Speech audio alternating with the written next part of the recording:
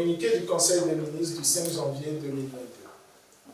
Le Conseil des ministres s'est réuni ce mercredi 5 janvier 2022 sous la présidence de son Excellence M. Faure Essozinana Singbe, président de la République. À l'entame de cette première réunion de l'année 2022 du Conseil, Madame le Premier ministre a présenté au nom du gouvernement des vœux de bonne santé et de prospérité au chef de l'État, son Excellence M.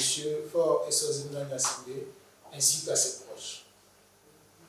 Elle a exprimé à son endroit l'admiration du gouvernement pour son leadership inspirant, en particulier face à la situation sécuritaire et pour les actions sociales en faveur de la population.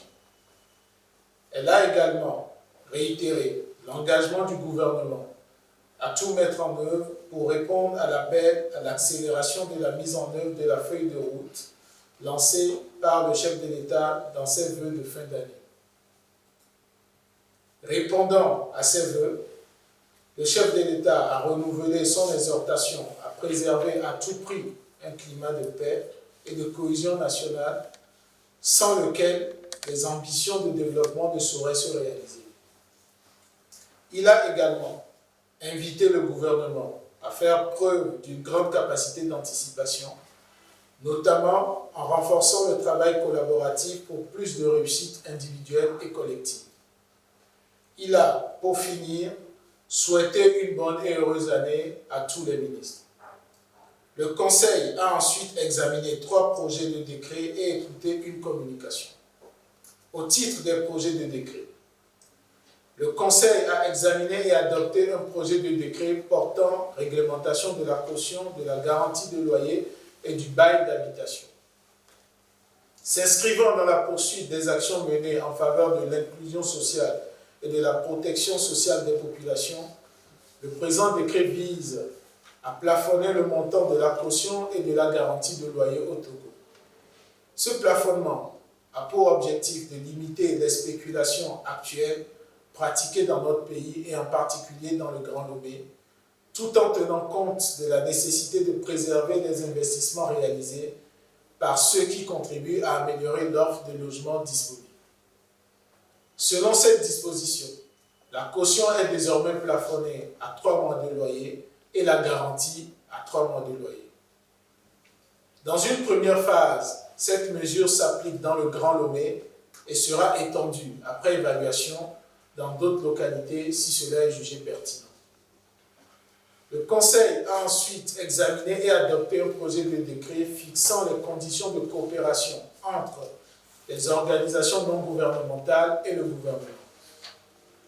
Ce décret correspond à la volonté du gouvernement de s'assurer d'un alignement de l'ensemble de ses partenaires sur sa vision de développement. Dans un contexte sécuritaire très fragile, il permettra également à l'État d'assurer le contrôle, la transparence et l'efficience des actions des ONG et de renforcer ainsi les résultats des interventions de ces dernières.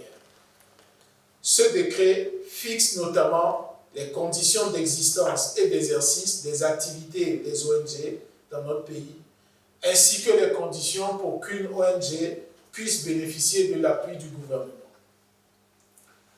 Le Conseil a examiné et adopté un dernier projet de décret déclarant d'utilité publique et autorisant les travaux d'extension de la réserve foncière spéciale des cantons de Dalavé et de Pomé dans la préfecture de Zion. Ce projet de décret autorise la constitution d'une réserve foncière spéciale de l'État dans les cantons de Dalavé et de Pomé dans la préfecture de Zion.